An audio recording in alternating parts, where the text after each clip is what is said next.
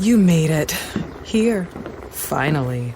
Checked out of office to check into the sweet views of that place you've always wanted to go. You know the one. It's nice. Even the kids like it. This place is so cool. And they never like it. Mom, can we go to the pool? Look at that. Not even asking for the Wi-Fi. When you're with Amex, it's not if it's going to happen, but when. American Express. Don't live life without it. Target has Laundry Day covered because they offer a great selection of concentrated Tide Pods to help with all your laundry needs. Tide Pods clean, freshen, and help rejuvenate your clothes with odor fighters and stain removers. Did you know Tide Pods clean better than the leading liquid bargain detergent? Tide Pods are powerful enough to make your whites white and your brights bright, even in cold water. Just toss in 1 Tide Pod for small loads, 2 for medium, 3 for large. It's that easy. For great value and convenient pickup options, get Tide Pods today at Target. Hello, campus cronies, and welcome back to Campus Crime Chronicles. I'm your host, Nicole Turner, former college professor, current college administrator, but always a true crime addict. In every episode of this podcast, I take a deep dive into some sort of true crime that occurred on a school campus or a crime that's associated with a college or university in some way. For each episode, I rate the seriousness of the crime from 1 to 5 on my very own serious crime scale, with 1 being completely not serious, possibly even a little humorous from time to time, to 5 being very serious. This episode is rated a 5. 11 days after the shootings at Kent State University by the Ohio National Guard, Jackson State College, which is now Jackson State University, in Jackson, Mississippi, faced a similar tragedy where 2 young people were killed by Jackson police officers and Mississippi State troopers. The 2 campus shootings by America's own were so close together in time, and circumstances appeared so similar, at least in the public eye, that is, that the headline of an editorial piece written for the Indiana Daily Student literally crossed out the words Kent State and replaced them with Jackson State. And an article in Time magazine referred to the shootings at Jackson State as Kent State II. But, you see, even though these 2 events seem strikingly similar on the surface, the driving forces and underlying reasoning of the 2 tragedies were very, very different. This episode is titled Never Forgotten, the Jackson State Shootings. So without further ado, let's get started.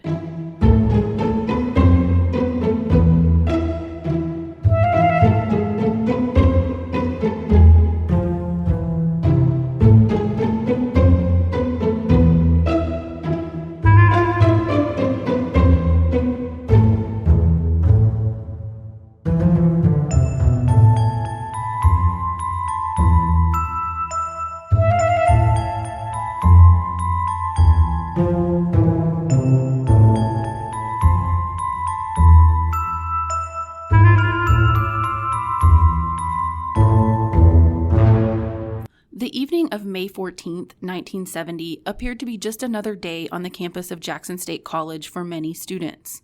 That night, curfew was quickly approaching for female students at 11:30 p.m., so Leroy Kinter had just dropped off his girlfriend at her dormitory in Alexander Hall, ensuring she was home in time for curfew. But Leroy stayed on campus, chatting with some friends outside of the West Wing entrance to the all-female dorm. Meanwhile, Philip Gibbs was talking to his sister, Mary, and her roommate through their window in Alexander Hall. Overall, students were just hanging out, relaxing, and doing what college students do best, socializing. They were excited about the end of the semester, and seniors were anticipating their upcoming graduation and a chance to join the American workforce. Vernon Steve Weekly, a student at Jackson State at the time, told Time magazine, quote, "That night was a quiet night. Kids were outside having a good time. Music was blasting," end quote. Vernon also pointed out that, of course, Alexander Hall was a popular place to hang out for a lot of students because, hello, that's where all the girls were. But the other side of campus that same night was not so relaxed and quiet. That's because the night before, on May 13th, 1970, Jackson police had cordoned off John R. Lynch Street, better known as simply Lynch Street, which is a busy road that ran through the center of campus. Now, I'll come back around to exactly why the street was closed off on this night particularly, but first, I need to give you a little more background to help with the context of the story. Jackson State is a historically Black institution, an HBCU, located in the Black community just west of downtown Jackson. It was founded in 1877 to serve those recently freed from slavery, and according to Nancy K. Bristow's piece in Time magazine, Jackson State, from its very birth, always struggled against white supremacists seeking to limit African American access to higher education. As a result of that concept, then, Lynch Street on campus had been a place, or really a source, of tension for years. Apparently, white commuters who were clearly not students attending Jackson State would speed through campus down Lynch Street for the fun of it, not only taunting Black students with racial epithets, but also literally endangering their lives. The motorists would often throw objects at the students as they were driving by. One student who went to Jackson State during this time, Gayla Porter, said, quote, "Many of the white motorists would say obscenities to the female students. They would sometimes use the N-word as they're traveling through campus at a fast speed, and sometimes they would even throw objects out of the window," end quote. Sometimes the motorists would even threaten to hit pedestrians, until one time that threat turned into reality. On February 3rd, 1964, a white driver slammed into Jackson State student Mamie Ballard, which sent her to the hospital. Though Mamie did survive, that hateful, reckless act began a years-long push by Jackson State students to close Lynch Street permanently to through traffic. So, let's put all of this into perspective and consider the complexity of the political climate at the time, particularly how it affected students at Jackson State. Not only were they just as affected by the Vietnam War as other college students and their white counterparts, they too were seeing their family and friends and peers be drafted. But it was also not too far removed from the civil rights movement of the 50s and 60s, meaning they were still on the cusp of the after effects of literally fighting against systemic racism, a fight that didn't stop just because the law had officially changed. In fact, Nancy K. Bristow points out in her piece in Time magazine that while white college students had issues with President Nixon because of the Vietnam War, Black college students had even more issues with him because of his ever so slight discriminatory undertones in his campaign rhetoric. For example, Nixon's presidential advisor at the time, John Ehrlichman, wrote in his diary, quote, "The subliminal appeal to the anti-Black voter was always present in Nixon's statements and speeches," end quote. So, by 1970, the outcome of this rhetoric became clear to Jackson State students, and they began expressing their views and their voices, and racial consciousness was more openly expressed on campus than ever before. Now, that brings us back to the night of May 13th, 1970, when police had closed Lynch Street on Jackson State's campus. The reason they had closed it is because a group of young people were standing on the side of the street, throwing rocks at passing motorists as a form of protest. That night, city and state law enforcement considered moving in on the campus to help control the protesting, and they even called in the Mississippi National Guard to stand by on backup, just in case. But the mayor of Jackson at the time held law enforcement back, which ultimately de-escalated the situation that night. The next morning, on May 14th, the campus appeared calm and quiet, and students went about their days as normal. They went to classes and continued preparing for the upcoming final exams. Though the campus was calm, the president of Jackson State, John A. Peoples Jr., asked city officials to close Lynch Street again for the day just as a precautionary move, especially considering the unrest of recent events across college campuses in general, such as what happened at Kent State. But the city rejected the Jackson State president's request, and Lynch Street remained open. So, as we all know by now, every decision has some sort of consequence, and the decision to keep the street open was no different. That evening, once again, young people began throwing rocks at motorists as they were driving through campus. I say young people rather than college students because to this day there is still some disagreement as to who exactly started the unrest that night. Some people believe it was some local youth who students at Jackson State and the community referred to as corner boys. Others blamed only Jackson State students and say they wanted to draw attention to their concerns over political issues, including the war and the draft, and student rights and racial equality. and still others suggest it was the result of a devastating rumor that began making its way around town. A rumor that prominent activist and mayor of nearby Fayette, Mississippi, Charles Evers, and his wife were murdered, which was just a rumor and not true. Though the cause of the unrest and protest that night was uncertain, the renewed unrest on campus caused the city of Jackson to once again close Lynch Street. That same night, at about 9:30 p.m., a group of young people stole a dump truck from a neighboring construction site, drove it onto Lynch Street in the middle of campus, and set it on fire. A piece written by Whitney Blair Wyckoff for NPR notes that the dump truck was set on fire by non-Jackson State students, so they did not attend Jackson State. Naturally, though, local firefighters responded to the scene to extinguish the blaze, and when they arrived on campus, they were accompanied by both the Mississippi Highway and Safety Patrol, or MHSP, and Jackson City Police. Time magazine notes that law enforcement were only there as a precautionary concern and to protect the firefighters as they were putting out the fire. The Mississippi National Guard was also called to campus, but only because they were still in Jackson from the previous day. The Guard was set up on the west end of Lynch Street on standby, equipped with weapons, but it is important to note that they had no ammunition.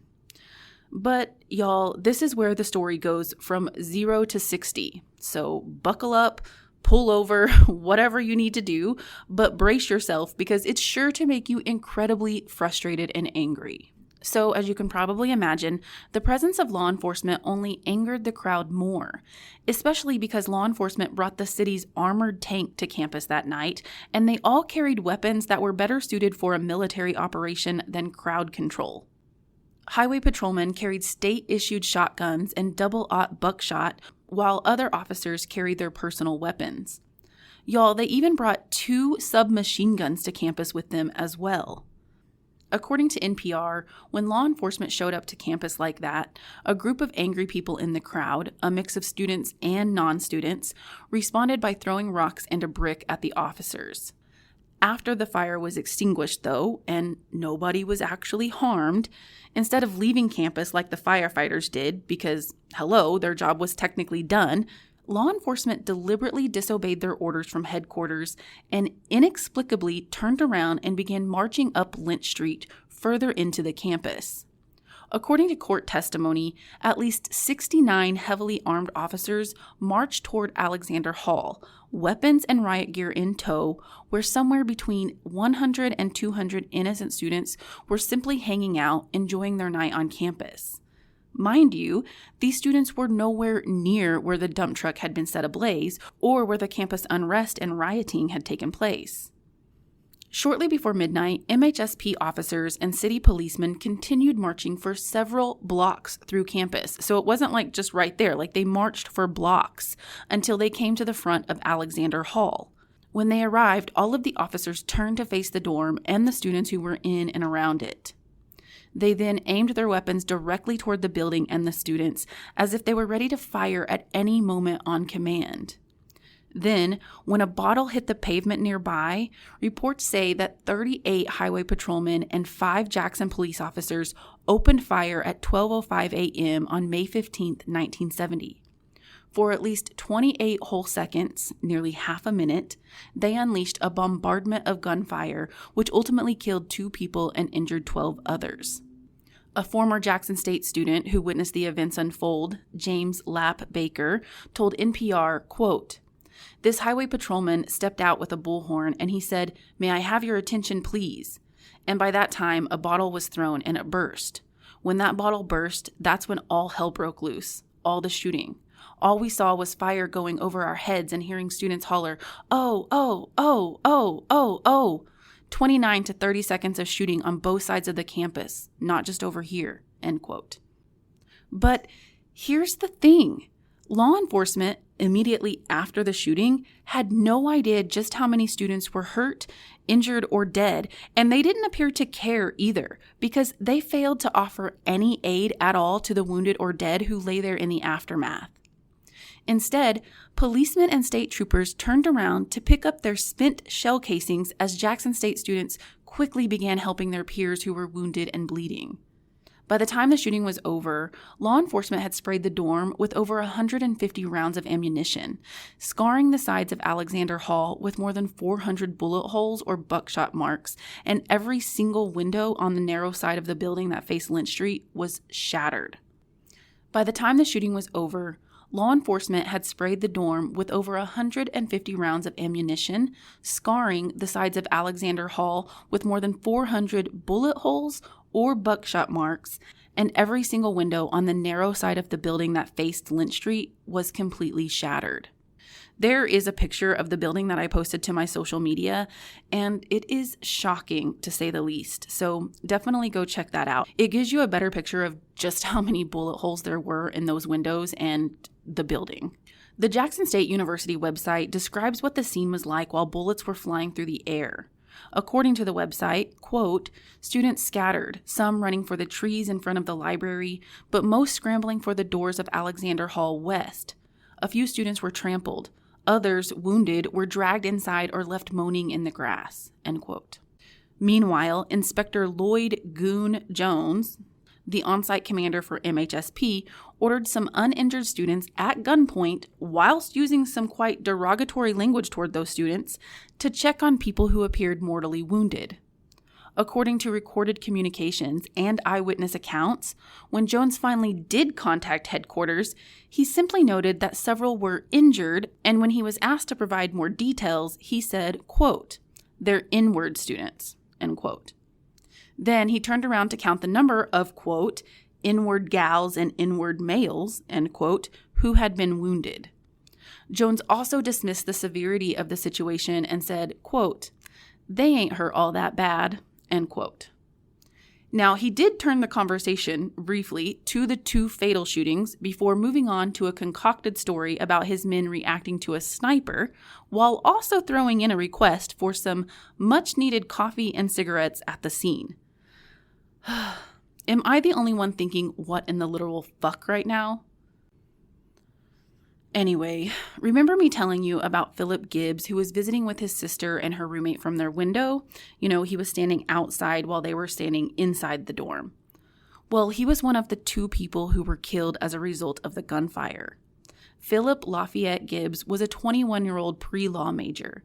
He was married to his high school sweetheart, and he was the father of an Target has Laundry Day covered because they offer a great selection of concentrated Tide Pods to help with all your laundry needs. Tide Pods clean, freshen, and help rejuvenate your clothes with odor fighters and stain removers. Did you know Tide Pods clean better than the leading liquid bargain detergent? Tide Pods are powerful enough to make your whites white and your brights bright, even in cold water. Just toss in 1 Tide Pod for small loads, 2 for medium, 3 for large. It's that easy. For great value and convenient pickup options, get Tide Pods today at Target. Your plans? Today it's dinner with the parents at your spot. We gotta come back here. Now, their spot. Or you're on the edge of your seat at the game. Come on, just one time. And it's the one. Or maybe you're catching the next flight to... Now boarding flight 1850. Oh, that's you. The choice is yours. And when you're with Amex, it's not if it's going to happen, but when. American Express. Don't live life without it. 18-month-old baby boy. And although he and his wife didn't know it at the time, they were also expecting another son on the way. Gibbs had been shot at least 4 times, and he lay dead about 50 feet away from the east entrance of the dorm. The other person killed that night was 17-year-old James Earl Green, a senior at Jim Hill High School who was just days away from graduating high school. So that means Green wasn't even a Jackson State student at all. Rather, he was an innocent bystander who just happened to be walking home that night after working a shift at a local grocery store. According to the Jackson State website, Green had decided to walk through campus on his way home, and he had stopped to watch the events unfold. But Green was doing just that, just simply watching from afar.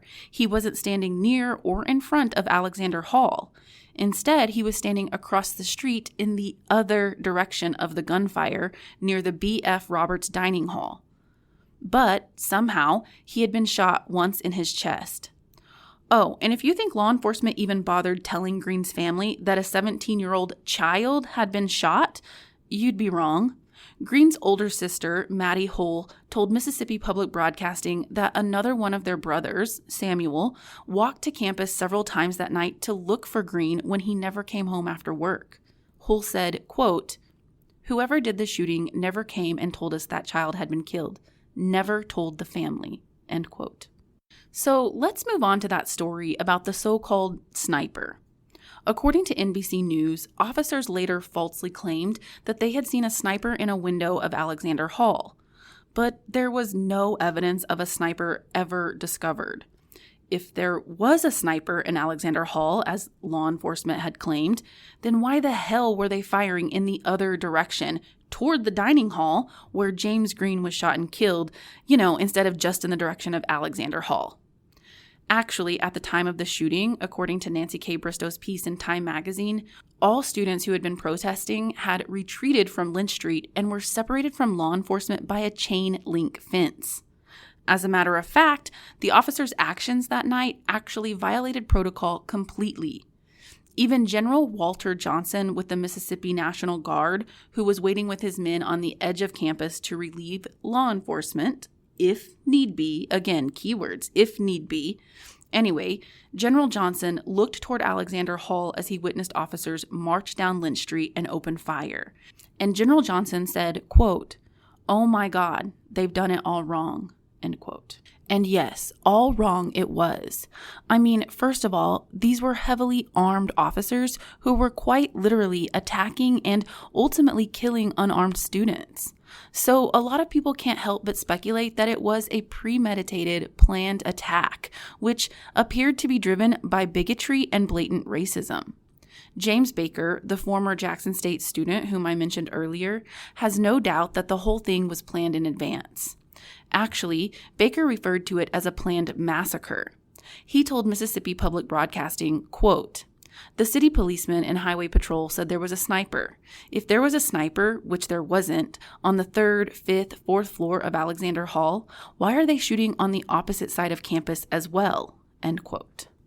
Also, it seems as though law enforcement was preparing for the bloodshed that night because, as I mentioned before, Jackson police entered campus with an armored tank, which just happened to garner the infamous nickname of the Thompson tank after it was purchased in 1964 by segregationist mayor of Jackson, Allen Thompson. And according to an opinion piece in the New York Times by Dr. Robert Luckett, a history professor at Jackson State, Mississippi legislature in 1964 gave state highway patrol authority to intervene in any type of protests in the state, even if local authorities had not requested their presence.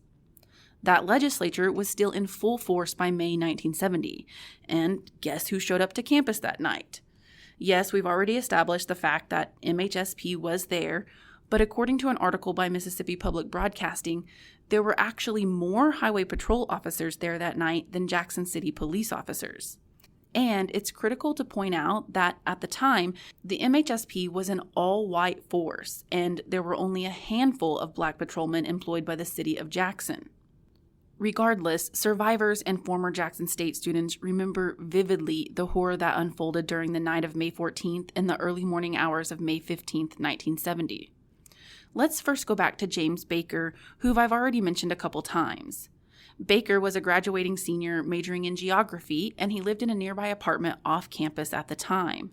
That night, he and his friends walked to campus and stood on the opposite side of the street facing Alexander Hall, very near to where James Earl Green ended up getting shot by the dining hall.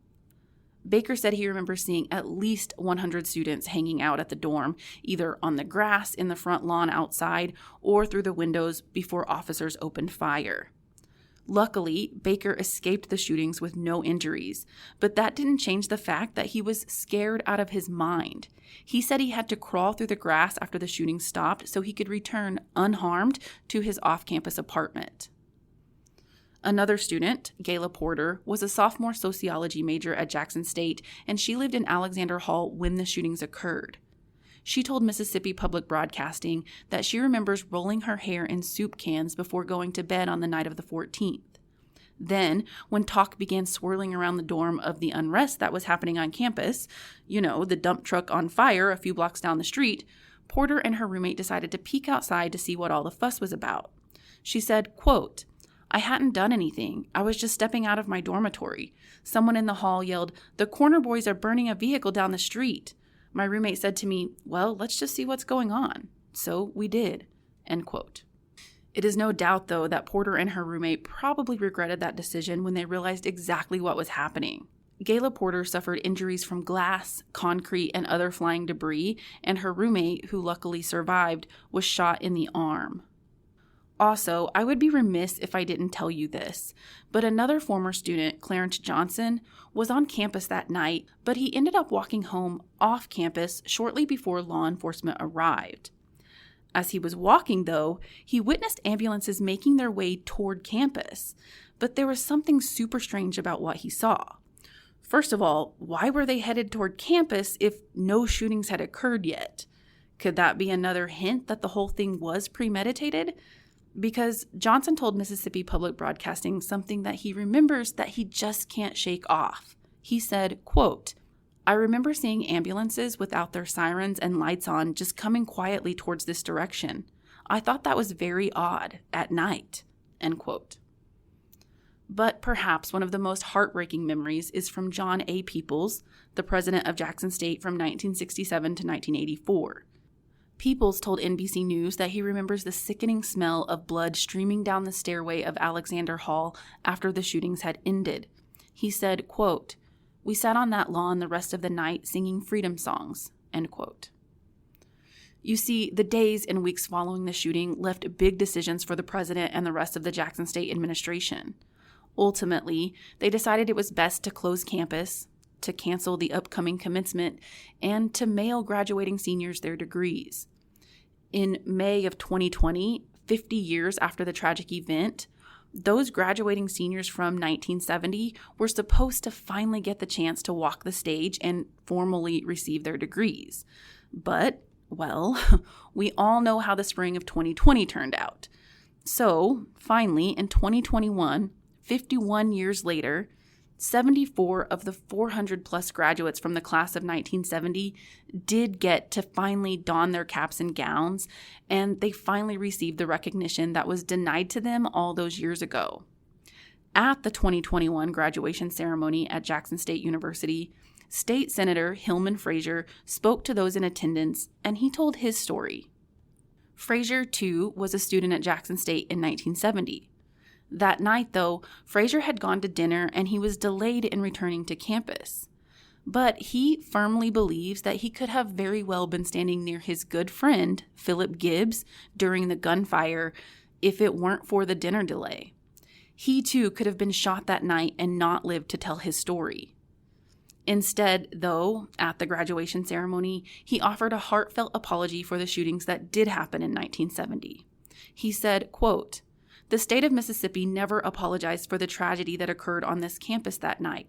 Never apologized. So, since I'm here representing the state of Mississippi in my role as state senator, I'd like to issue an apology to the families, the Jackson State family, for the tragedy that occurred that night because they took very valuable lives," end quote. Also at the 2021 Jackson State graduation ceremony, both Philip Gibbs and James Earl Green were awarded posthumous honorary degrees, which were accepted by their sisters. Now, let's rewind back to 1970 for a minute. Despite the fact that the President's Commission on Campus Unrest found that the shootings at Jackson State were, quote, "an unreasonable, unjustified overreaction," end quote, and despite the fact that the commission also recognized that racial antagonisms were central to the events, not one person was found guilty in a court of law or held responsible for the hateful, senseless act. Time magazine reported that not one, but 2 grand juries, one county and one federal, failed to indict any members of law enforcement for unjustly opening fire. Now, in 1970, some of the wounded students and families of the 2 young men who were killed did file a $13.8 million civil lawsuit against law enforcement and state officials. According to the reporting of Desiree Frazier for Mississippi Public Broadcasting, the case went to trial in February of 1972, but an all-white male jury offered up a not guilty verdict. Immediately after that verdict, officers in the courtroom erupted in cheers. Oh, and side note, according to an article by Nancy K. Bristow in The Nation, a weekly news magazine, the judge who presided over the civil trial, William Harold Cox, was a white conservative who had previously called African Americans the N-word and chimpanzees from the bench. So yeah, I'll just let that sit with you for a minute. It has now been 52 years since Jackson Police and Mississippi Highway Patrol opened fire on the campus of Jackson State, killing 2 and wounding 12 innocent people.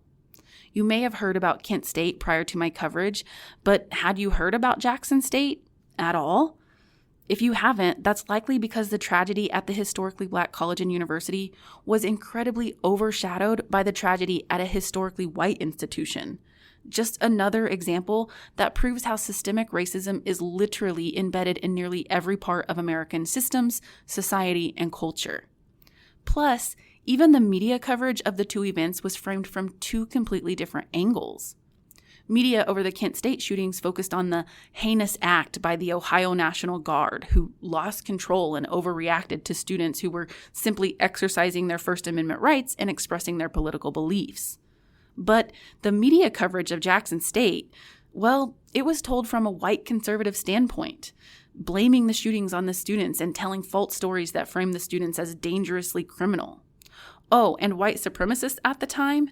Yeah, they described the events as anarchy and insurrection, a threat to the rights, lives, and property of others. And y'all, many white supremacists even applauded Mississippi law enforcement and their actions, almost considering them heroes for what they did, which literally makes me sick to my stomach. Anyway, despite how the truth of the Jackson State shootings has been twisted and manipulated over the years, or even overshadowed and forgotten completely, Jackson State University today embraces the truth as part of its adverse history and uses it as a teaching tool to educate students about the legacy of the university. Still, to this day, you can see the bullet holes in Alexander Hall, which is still used as a women's dorm on campus. According to NPR, all Jackson State students are educated about the historical tragedy in a mandatory orientation class, and professors often incorporate the event into their own classes. C. Lee McInnes, a professor at Jackson State who teaches creative writing and world literature, told NPR that the shooting is integrated into the curriculum of several liberal arts departments. In his freshman composition class, for example, students are required to visit the women's dorm and look at the bullet holes. Afterward, they are required to write a critical analysis paper about the historical shooting. Professor McInnes explained that the event is significant because it shows just how much the university has overcome. He said, quote, "What the shooting did is that it showed, even through this heinous act, Black intellect could not be stopped," end quote. Today, on the campus of Jackson State University, the once busy Lynch Street that was a source of racial tension for so long is now closed to traffic. In fact, it's not a street on campus anymore at all. Instead, in its place is a beautiful pedestrian walkway, the Gibbs Green Memorial Plaza, which is now a popular gathering place for Jackson State students and the site of many activities on campus, including Jackson State University's annual commencement ceremonies. And that, my friends, officially brings us to the end of Chronicle 32. As always, be sure to check out this podcast on social media, where I always post photos associated with each case and episode. You can find me at Campus Crime Podcast on Instagram and Campus Crime Chronicles on Facebook. You can also reach me by email at campuscrimepodcast@gmail.com. And I know I've said this before in the last few episodes, but I officially have a TikTok. I'm not great at posting content though, as in my old ass is kind of a turtle when it comes to posting videos. But regardless, I do have some content up, and a lot includes some campus crime stories that you have likely never heard before. So go check out my TikTok. Okay, well, that's all for today, so bye for now. Campus Crime Chronicles is researched, written, and recorded by me, Nicole Turner, and it's edited and produced by Giari Gassaway. The cover art and logos for this podcast were designed by Brady Burns. Tune in again in 2 weeks for the next Chronicle.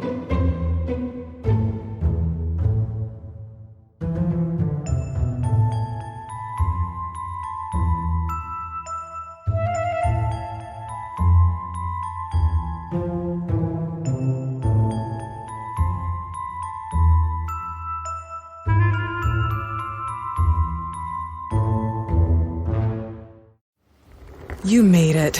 Here, finally.